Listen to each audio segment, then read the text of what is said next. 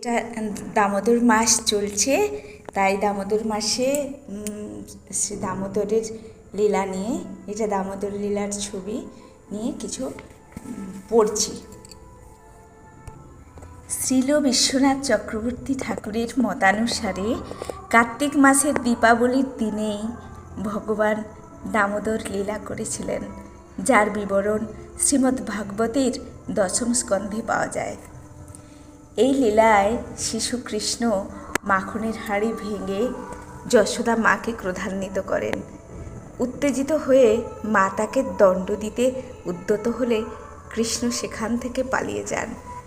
অনেক পরিশ্রমের পর মা যশোদা তাকে ধরে ফেলতে সমর্থ হন এবং তাকে উদুক্ষুলের সঙ্গে বাঁধার চেষ্টা করেন, কিন্তু দুর্ভাগ্যবশত গিঁট দেওয়ার সময় দড়িটি দৈর্ঘ্যে 2 আঙুল ছোট পড়ে যায়। যশোদা তার সঙ্গে আরও দড়ি যুক্ত করে যখন শ্রীকৃষ্ণকে পুনরায় বাঁধতে চেষ্টা করেন, তখনও দড়ি সেই 2 আঙুল কম পড়ে যায়। মা যশোদা বারংবার চেষ্টা করেই যাচ্ছিলেন, কিন্তু প্রতিবারই দড়ি 2 আঙুল ছোট হয়ে যাচ্ছিল। অবশেষে তিনি ক্লান্ত হয়ে পড়েন এবং শ্রীকৃষ্ণ তার স্নেহশীলা মাকে পরিশ্রান্ত দেখে স্বয়ংই বাধা পড়তে মনস্থ করেন।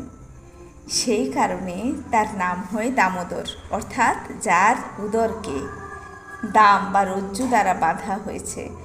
এই লীলা থেকে বোঝা যায় যে পরম পুরুষোত্তম ভগবান শ্রীকৃষ্ণকে কেবল প্রেমের রজ্জু দ্বারাই বাঁধা সম্ভব।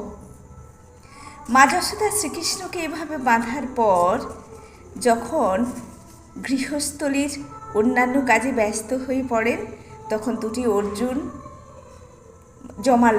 যমলার্জুন বলে, বৃক্ষের উপর শ্রীকৃষ্ণের দৃষ্টি পড়ে।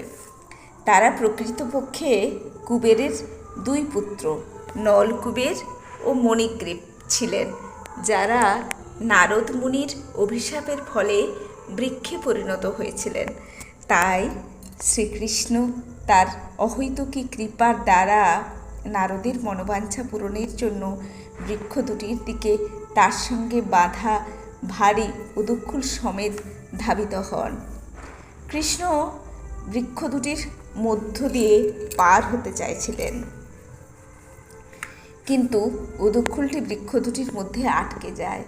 তাই কৃষ্ণ টান দিতেই সেই বিশাল বৃক্ষদ্বয় সমূলে উৎপাটিত হয়, আর সেই যমলার্জুন বৃক্ষ থেকে